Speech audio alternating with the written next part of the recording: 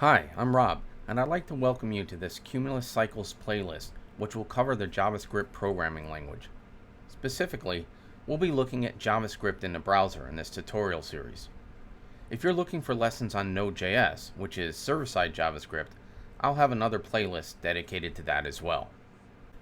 Since JavaScript in the browser is dependent upon having a web page to execute in, you should be familiar with HTML and, to some extent, CSS if you want your pages to look nice. I have playlists dedicated to both, as well as Bootstrap, if you're not familiar with these or would like a refresher. While HTML is used to define the structure of a web page, and CSS is used to add style, JavaScript adds functionality. It makes your pages dynamic and allows the user to interact with them.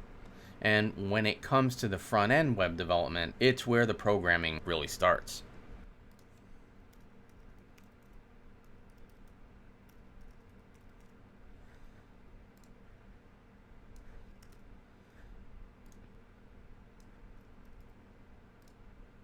I hope you're excited to take this next step in learning web development and to start programming.